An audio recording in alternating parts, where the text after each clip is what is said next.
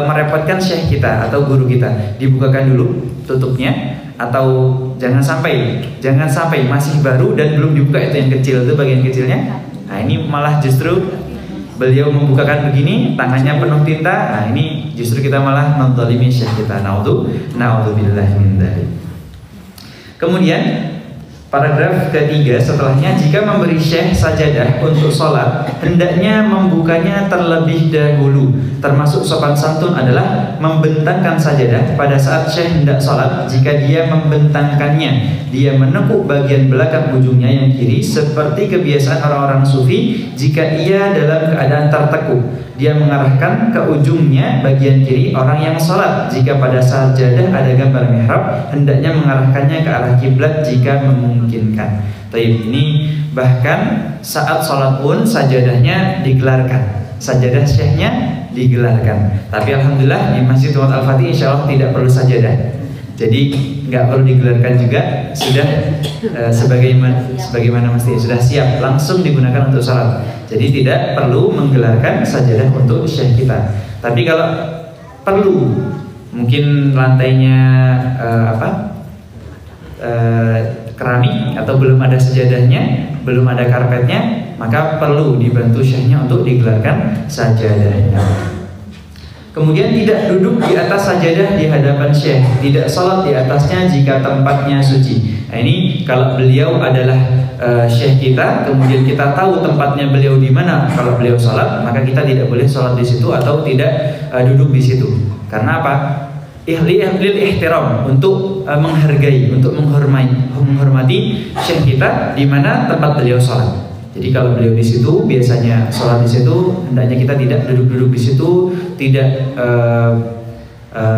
duduk bermajelis di situ, tidak sholat di situ, di mana tempat syekh kita sholat, kecuali beliau mengizinkan untuk kita sholat di tempat tersebut. Kemudian tujuan dari semua itu adalah mendekatkan diri kepada Allah Ta'ala dan ke hati syekh kita. Karena kalau kita itu sudah mendekatkan diri kepada Allah hadirin, kemudian membuat hati syekh kita tenang, sopan kepada beliau, maka insya Allah ilmu yang kita dapatkan, kita dengarkan dari beliau akan mudah diterima oleh kita. Bisa jadi karena kita ini sering membantu syekh kita, sehingga kita dimudahkan oleh Allah untuk mendapatkan ilmu dari syekh kita tersebut. Bisa jadi karena kita sopan ke syekh kita akan mudah mendapatkan ilmu yang beliau sampaikan. Maka dengan hal-hal kecil tersebut menjadi salah satu mudahnya kita menerima ilmu yang kita dapat dari syekh atau guru kita.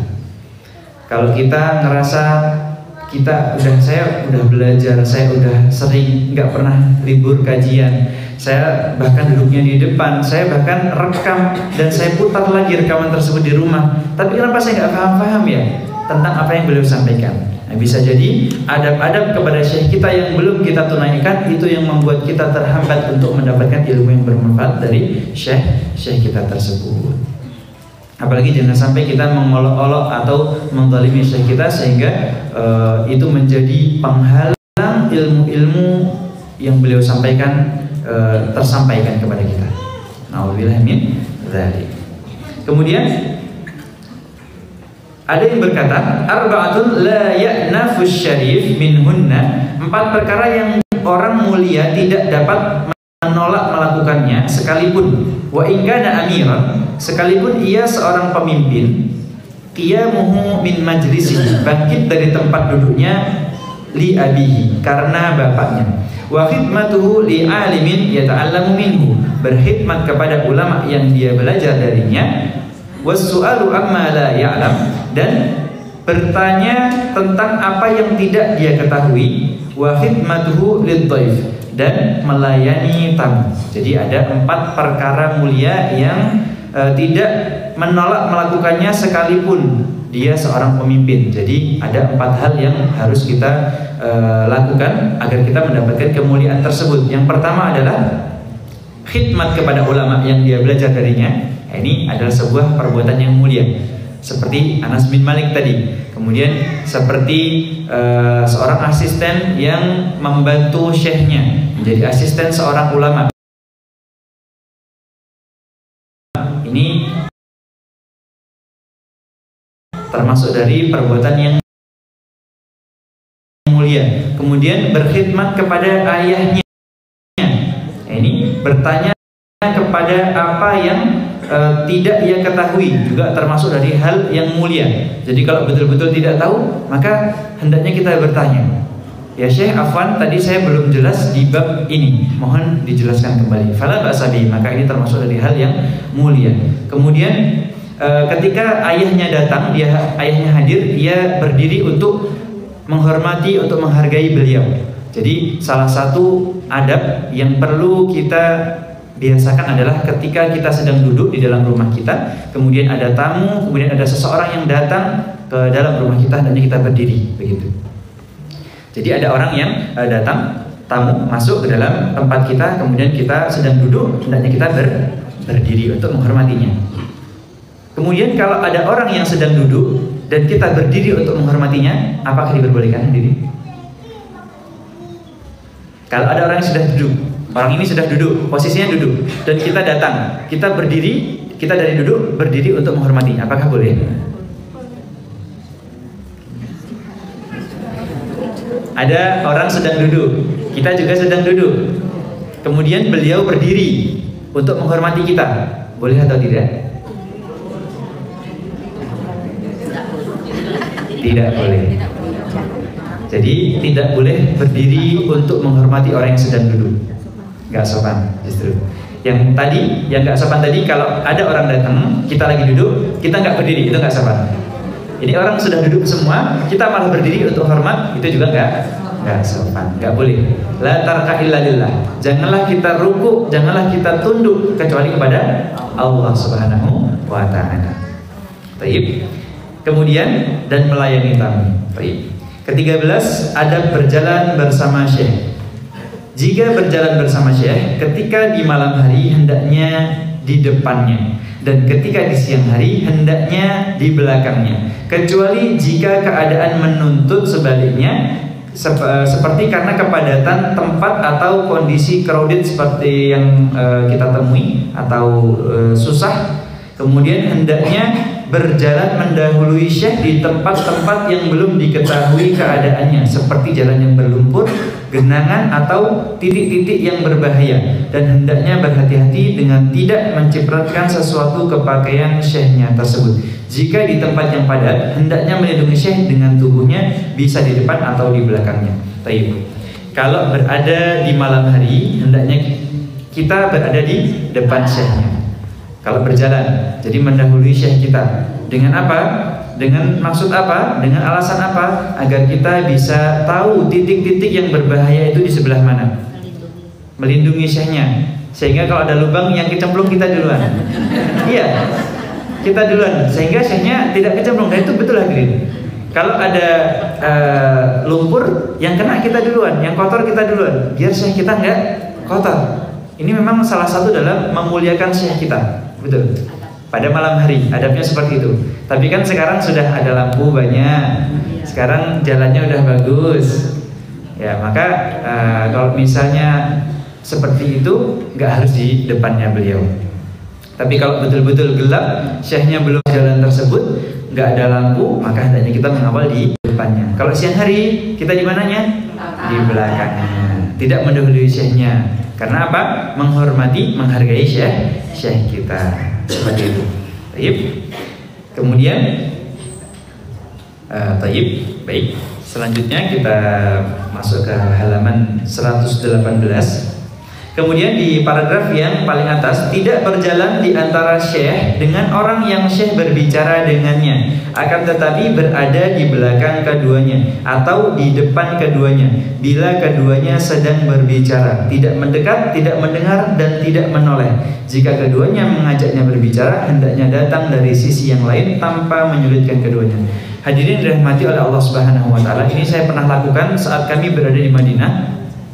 Ada seorang syekh yang sedang bertanya dengan atau berbicara dengan syekh yang lain, sehingga kita ingin menghampiri syekh tersebut, syekh kita itu, tapi kita tidak sampai hati ingin datang bertemu langsung dengan beliau. Sehingga apa?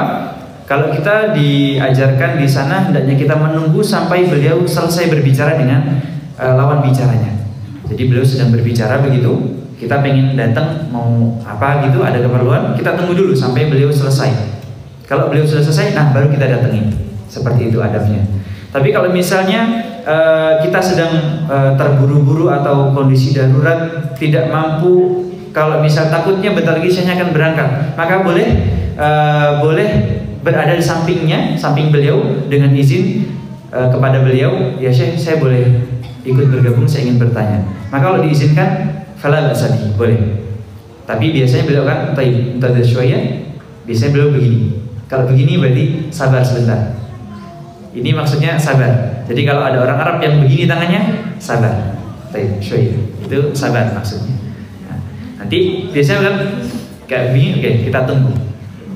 Kemudian kalau beliau sudah sadar, sudah selesai bicaranya, maka beliau tayyib ta'an, mada trid, maka seperti itu. Nah, ini kita juga sama. Jangan sampai kita langsung datang kemudian Ustaz afwan. Nah, jangan. Ustaz mohon izin, saya mau bertanya, boleh? Fadal. Atau syuai fitisal. Kalau beliau lagi telepon, syuai, maka begitu. Maka kita izin dulu, kita tunggu sampai beliau free, sampai beliau tidak sedang berbicara dengan lawan bicara. Kemudian, tayyib, jika bertemu syekh di jalan, hendaknya terlebih dahulu mengucapkan salam, mendekat kepadanya jika jauh, tidak memanggilnya dengan keras. Nah, ini sudah kita sampaikan kemarin. Tidak mengucapkan salam dari jauh dan tidak pula dari belakangnya, akan tetapi mendekat dan melangkah maju kemudian mengucapkan salam. Ini salah satu tata cara kita mengucapkan salam kepada syekh kita. Maka hendaknya, Assalamualaikum Ustaz, Assalamualaikum Syekh. Enggak, ya seperti itu. Tapi ketika beliau melihat kita, kan kita tahu tuh di mana orang kalau saling berpandang-pandangan, nah mungkin ada sesuatu ini. Entah mau nyapa, entah mau senyum atau nunduk begini kan, biasanya ada chemistry di antara kita. Maka saya juga sama. Kalau ada yang lewat biasanya ya dilihat kemudian biasanya Assalamualaikum. Hanya seperti itu. Dan tidak Assalamualaikum ya Syekh, enggak. Tapi justru Assalamualaikum Syekh. Assalamualaikum. Itu sudah cukup.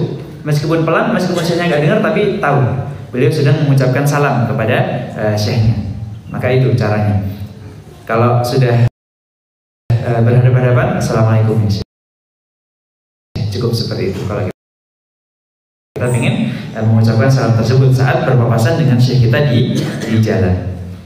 Kemudian di paragraf selanjutnya, tidak mengisyaratkan kepada syekh agar mengambil satu jalan sebelum syekh meminta pendapatnya, menjaga sopan santun dalam merespon permintaan pendapat syekhnya dengan mengembalikannya kepada pendapat syekh, tidak berkata untuk pendapat yang dipilih syekh padahal ia salah. Ini salah, tidak pula ini bukan pendapat yang bagus. Jadi kalau misalnya syekh kita bertanya kepada kita, fama ra'yakum ya abnai, kalau syekh kita biasanya dulu kami mendapati beliau akan bertanya, jamil ya syekh, jamil, iya syekh, bagus, ini baik.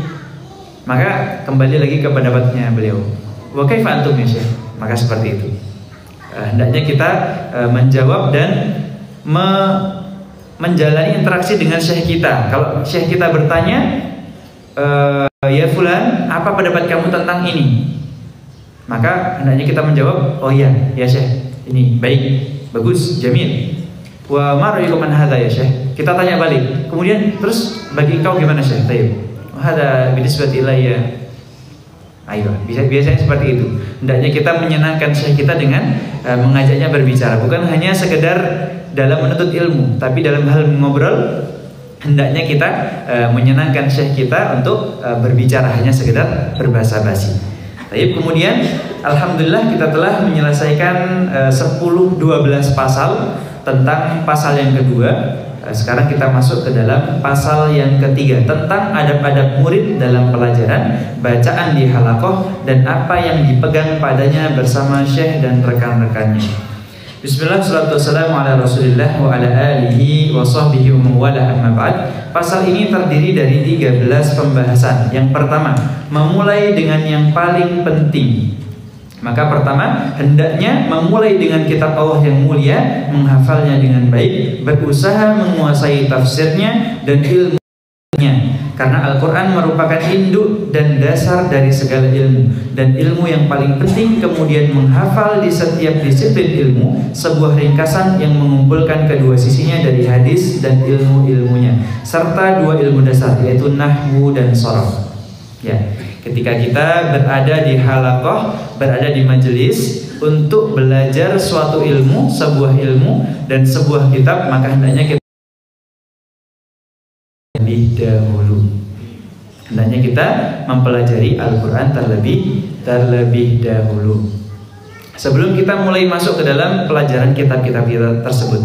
Nahwu, sharaf, fikih muamalah, akidah, tauhid, kemudian dan yang lain sebagainya, tafsir, maka itu boleh kita pelajari. Namun setelah kita mempelajari Al-Quran terlebih dahulu. Ibaratnya apa? Pondasinya harus kuat. Pondasinya harus kuat. Akidahnya harus betul-betul lurus. Jangan sampai kita belajar tentang agama Islam ini dan kita masih membenarkan agama-agama yang lain. Maksudnya seperti itu. Sebelum kita mengambil pelajaran ilmu-ilmu setelahnya, maka hendaknya kita mendahulukan ilmu Al-Quran. Minimal kita sudah hafal sedikit daripada Al-Quran. Minimal beberapa ayat surat pendek dari Al-Quran. Minimal ayatul ahkam yang ada dalam Al-Quran. Karena semua dasar ilmu asalnya dari Al-Quran. Maka hadirin semua, kalau melihat kisah-kisah dalam Al-Quran, tafsir-tafsir dalam Al-Quran, itu banyak sekali mendapatkan syarah, penjabaran, penjelasan, kemudian dijelaskan pada kitab-kitabnya para ulama. Maka sering sekali para ulama mengambil ayat-ayat Al-Quran sebagai dasar dan fondasi sebuah ilmu tersebut. Maka kalau kita tanya, kita pengen tahu sebuah hukum, apa hukumnya A, apa hukumnya B, maka di Al-Quran sudah ada. Kalau seandainya di Al-Quran belum ada, di mana kita bisa menemukannya? Di hadis, sunnah Nabi Shallallahu Alaihi Wasallam. Maka itu bisa menjadi dasar daripada segala ilmu. Maka seperti tadi, seperti adab memanggil syekh, adab berhadapan dengan syekh, adab berbicara kepada syekh, kemudian berisyarat kepada syekh, itu semuanya sudah diajarkan, semuanya sudah dicontohkan oleh Nabi Shallallahu Alaihi Wasallam. Maka mesti dahulu para sahabat juga seperti itu, hadirin. Gak mungkin para sahabat ngomong di hadapan Nabi dengan nada yang tinggi, kemudian tidak sopan di hadapan Nabi. Maka pasti Nabi akan menegurnya atau menyampaikan apa yang perlu disampaikan. Wahai sahabat, kayak gitu nggak baik. Maka kalau kita pernah dengar macam-macam sunnah itu ada berapa? Ada sunnah fi'liyah. Apa artinya sunnah fi'liyah? Sunnah yang apa-apa yang dicontohkan oleh Nabi tentang perbuatan. Jadi perbuatannya Nabi. Nabi kalau makan pakai tangan kanan. Sebelum makan baca Bismillah. Kalau makan dihabiskan. Bahkan yang ada di tangannya dibersihkan. Nasinya dijilat. Kemudian kalau ada yang jatuh langsung segera diambil. Tapi kalau udah nggak layak, maka hendaknya nggak usah diambil. Kemudian sunnah kauliyah yang kedua, sunnah atau apa-apa yang diajarkan oleh Nabi tentang perkataan. Jadi apa-apa yang disampaikan Nabi. Nabi menyampaikan, "Shallu kama ra'aitumuni sholli, man kadzdzaba alayya muta'ammidan falyatabawwa."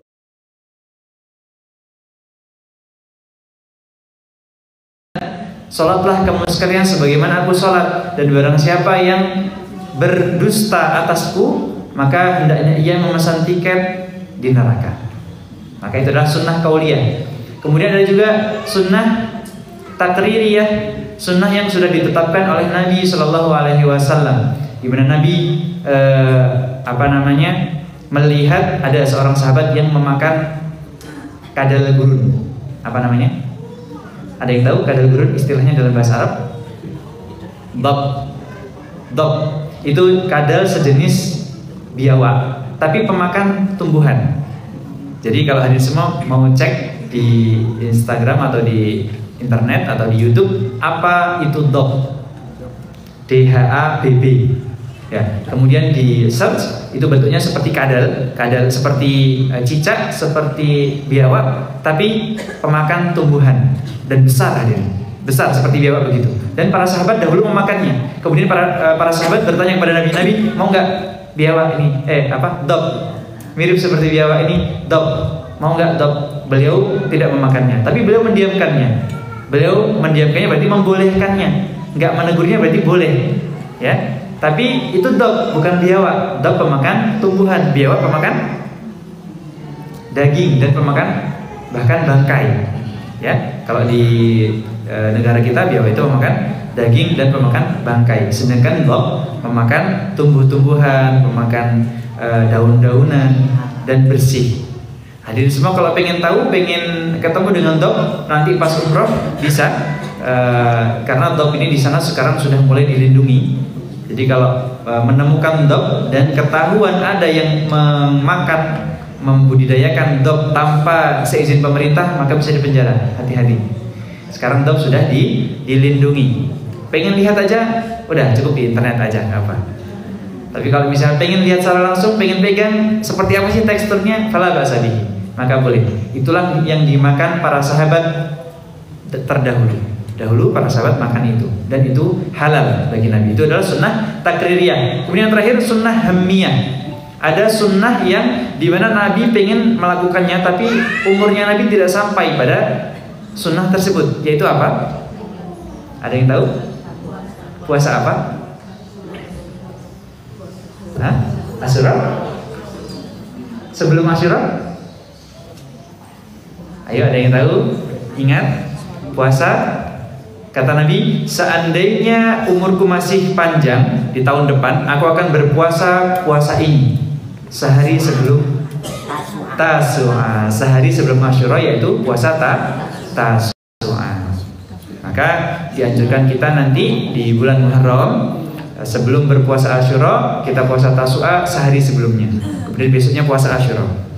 Maka salah satu cara Nabi nukhalif al-Yahud, itu adalah salah satu cara untuk menyelisihi orang-orang Yahudi dan orang-orang yang berpuasa pada hari tersebut. Ya, kita tahu siapa.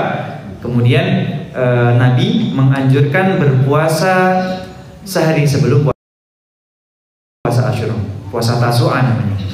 Itu adalah sunnah hammiyah, di mana Nabi ingin melakukan hal tersebut, tapi Nabi belum menyampaikan, belum kesampaian untuk melakukan hal tersebut.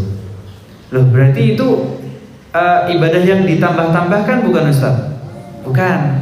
Nabi sudah menyampaikan, Nabi pengen melakukan hal itu, berarti itu boleh.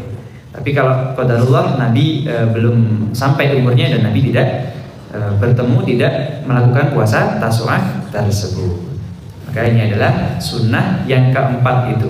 Yang pertama tadi sunnah fi'liyah atau perbuatannya Nabi, apa-apa yang dilakukan oleh Nabi, cara makan Nabi, cara berjalan Nabi, cara berbicara Nabi. Yang kedua, sunnah qauliyah, apa-apa yang diucapkan, dilafadzkan oleh Nabi, seperti barang siapa yang ini besok nih ada kesempatan yang sangat luar biasa buat kita,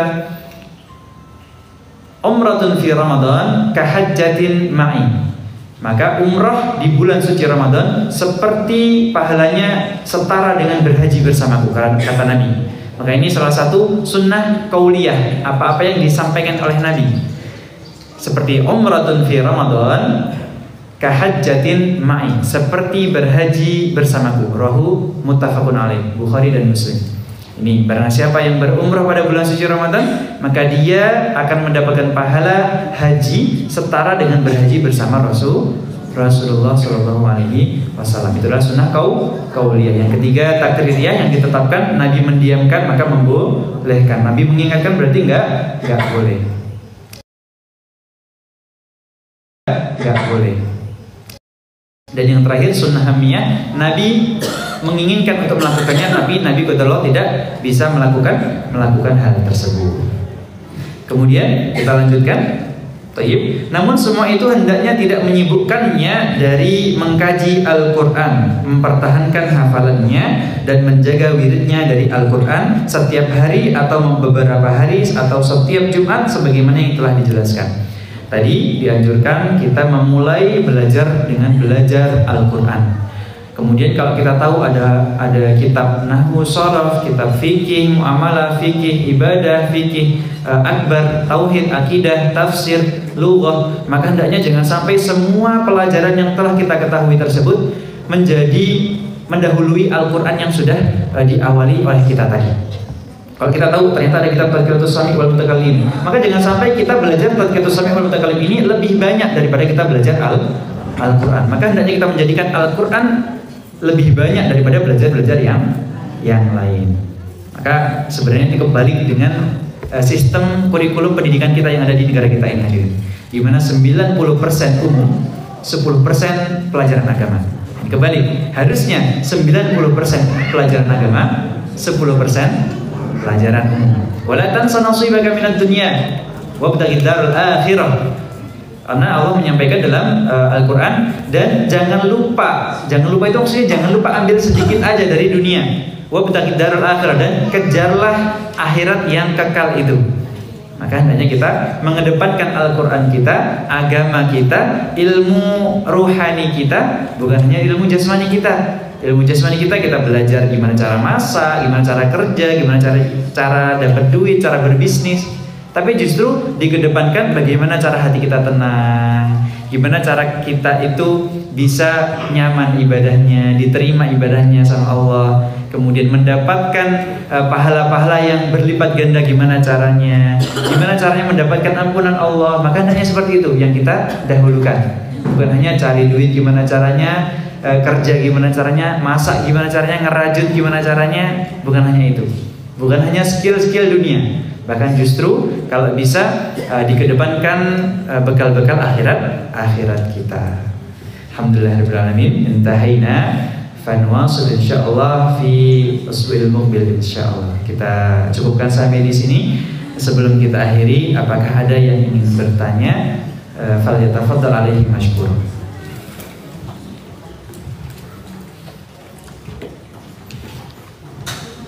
Insyaallah sudah paham Jumat. Betul.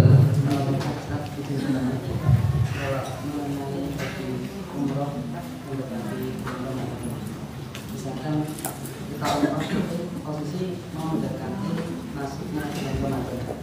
Jadi ketika bisa awal, ternyata nasib itu dari Ramadan perasaan. Apakah itu sudah termasuk rangkaian ikut dalam kategori seperti haji? Misalkan ada kita cara berjalan kalau di sana itu bagaimana? Kalau tadi kan di sana itu di sana itu apakah kita sebut belakang atau bagaimana? Assalamualaikum warahmatullahi wabarakatuh. Waalaikumsalam.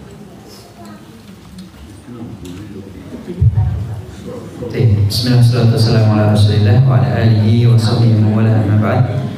Pertanyaan yang pertama adalah bagaimana jika kita pergi umroh kemudian itu mendekati bulan suci Ramadan, yaitu dimana kita tawafnya sebelum maghrib dan ba'da maghrib masuk bulan Ramadan hari pertama, dan kita baru sa'i di situ, tapi tawafnya belum masuk bulan suci Ramadan. Apakah itu termasuk daripada mendapatkan pahala setara dengan haji bersama Rasulullah atau tidak? Baik, jawabannya adalah kalau dia berazam, berniat ingin menggapai pahala tersebut, di mana ia tahu hadis yang disebutkan oleh Aisyah radhiyallahu anha tadi, itu Aisyah pernah bertanya kepada Rasulullah, "Ya Rasulullah, ayanfa'un nisaa jihad?" Apakah jihad itu bermanfaat bagi wanita? Qala la. Kata Nabi, tidak, jihad itu enggak bermanfaat bagi wanita. Illa jihadun fi Ramadan, kecuali jihad pada bulan suci Ramadan. Kemudian Aisyah bertanya lagi, "Ya Rasulullah, fajihaduhunna fi Ramadan an ta'mala umrah?" Kemudian jihadnya itu yang dimaksud apakah melaksanakan umrah pada bulan suci Ramadan? Kemudian Rasul bersabda, "Umratun fi Ramadan an ta'mala hajjatan ma'i." Yaitu seperti umrah di bulan suci Ramadan seperti apa? Haji bersamaku. Rawahu Bukhari dan Muslim. Maka di sini kalau dia berazam, berhimmah, berkeinginan atau berniat ingin menggapai pahalanya Rasulullah tadi, berhaji bersama Rasulullah, maka ia akan mendapatkan pahala tersebut. Walaupun ia tawafnya belum masuk bulan suci Ramadan. Karena innamal amalu binniyat wa innamal likulli imrin ma nawa. Tapi kita tidak tahu ya hadirin ya, kita nggak tahu apakah pahala tersebut Allah yang menilai mendapatkan haji atau tidak. Wallahu a'lam bishawab, kita nggak tahu. Tapi kalau kita sudah berazam, berniat, berhimmah di situ, kita pengen dapat keutamaan umroh pas bulan suci Ramadan, yaitu seperti pahala berhaji, maka insya Allah kita akan mendapatkan pahala tersebut. Kemudian pertanyaan yang kedua adalah bagaimana adab ketika kita berjalan bersama istri kita. Baik, tata cara kita berjalan dengan istri kita adalah hendaknya istri kita berada di samping kita. Ya, jadi istri kita berada di samping kita, entah di samping kanan atau samping kiri kita. Kemudian jangan lupa Bapak digandeng tangannya ya, biar enggak. Ya, tapi memang setara begitu. Jadi kalau ia dengan seorang wanita yang bukan muhrim, maka hendaknya ia sebagai laki-laki ia berada di depannya dan wanita di belakangnya. Kalau itu adalah istrinya, hendaknya di sampingnya. Tapi kalau ia seorang wanita, maka hendaknya ia juga mendahulukan ia di belakang daripada seorang laki-laki. Kalau ada tahu adalah rombongan laki-laki nih, ada banyak orang-orang laki-laki, maka hendaknya wanita tersebut gak boleh mendahului laki-laki tersebut kalau bukan muhrim. Tapi kalau laki-laki tersebut yang berada di belakangnya, maka hendaknya ia segera mendahului perempuan tersebut. Agar apa hadirin? Kullil mu'minina yaghuddu min absarihim wa kullil mu'minat yaghuddna min absarihinna. Hendaknya para kaum mukminin, orang-orang mukmin, orang-orang beriman menundukkan pandangannya. Juga bagi seorang perempuan hendaknya menundukkan pandangannya. Baik, itu adalah tata cara kita. Tapi kalau misalnya kita punya anak, maka hendaknya adab daripada anak dan kita, yaitu anak-anak kita berada di belakang kita. Kita bersama istri berdampingan dan anak-anak kita berada di belakang kita. Tapi kalau masih kecil gimana, Ustaz? Ya jangan, hilang nanti. Ya, kalau punya anak hendaknya anaknya di belakangnya. Tapi anaknya yang sudah mumayyiz, yang sudah balik, yang sudah cukup umur lah, bisa ditinggal gitu. Tapi kalau masih kecil hendaknya jangan diletakkan di belakang kita. Wallahu a'lam bishawab. Barakallahu. Ada lagi hadirin sebelum kita akhiri? Yang mana dulu ini? Bapak atau Ibu ini? Bapak dulu? Baik, cepat. Terima kasih. Assalamualaikum warahmatullahi wabarakatuh. Sedikit izin bertanya tadi bicara tentang muhrim dan mahram. Apa bedanya antara muhrim dengan mahram? Mohon penjelasannya Ustaz. Oh, baik. Pertanyaannya adalah apa perbedaan antara muhrim dengan mahram? Yang berbeda hanyalah i'rabnya saja. Jadi kedudukannya saja berbeda. Kalau muhrim itu dari kata ahrama yuhrimu. Cuman kalau muhrim ini biasanya orang yang sedang melaksanakan umroh. Tapi kalau di Indonesia, maksudnya muhrim itu orang yang bukan mahram gitu. Jadi ini perbedaan antara kita menggunakan bahasa Arab. Kalau orang Arab sendiri dari kata ahrama yuhrimu muhrim. Muhrim itu artinya orang yang sedang memakai itu loh Bapak Ibu. Ihram, pakai kain putih itu yang diselendangkan itu namanya orang yang bermuhrim, orang yang akan pergi umroh. Itu namanya orang yang muhrim. Kalau dalam bahasa Arab, di Arab itu bahasanya di Arab. Tapi kalau di Indonesia muhrim itu ya maksudnya bukan mahram. Mahram itu adalah apa? Orang yang tidak boleh dinikahi. Jadi seperti ibu kita, kemudian saudara kandung kita, kemudian saudara sepersusuan kita, itu mahram, nggak boleh dinikahi. Kalaupun udah besar, udah cukup umur untuk menikah, nggak boleh nikah. Karena boleh menyentuhnya, tapi nggak boleh menikahinya. Itu mahram. Itu di dalam bahasa Arab. Tapi kalau mahram dan muhrim di Indonesia, di sekarang di negara kita, maka itu sama aja artinya.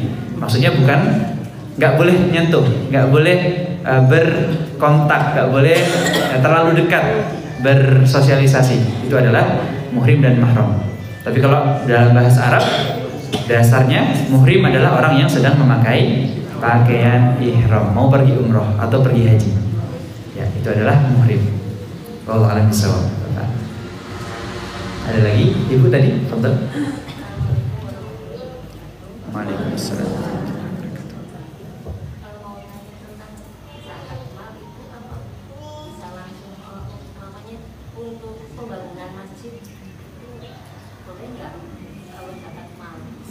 adalah apakah zakat mal itu termasuk dan boleh disalurkan ke pembangunan masjid?